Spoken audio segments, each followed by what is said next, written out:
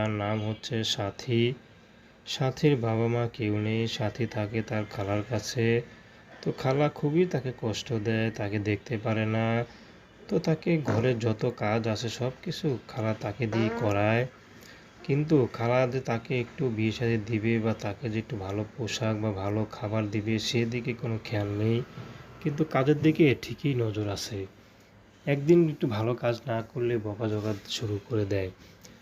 তো একদিন হঠাৎ করে ঘর পরিষ্কার করতে গিয়ে থালা বাসন মাজতে গিয়ে একটা গ্লাস ভেঙে যায়। তো সাথীকে খুবই অত্যাচার করে। সাথী তবুও সেখানে পড়ে আছে, কারণ তার যাওয়ার কোথাও জায়গা নেই।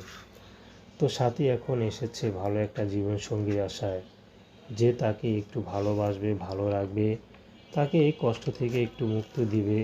সাথী তাকেই বিয়ে শাদী করবে। সাথীর ব্যক্তিগত কোনো পছন্দ নেই।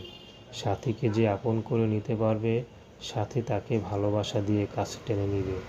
তো সাথীর পড়াশোনার খুব ইচ্ছা ছিল, কিন্তু পড়াশোনাটাও করতে পারেনি। তো সাথীর গায়ে যে জামাটা দেখতে পাচ্ছেন সেটা তার বান্ধবীর জামা। সেটা পরে ছবি তুলেই সাথী ইউটিউবে এসেছেন।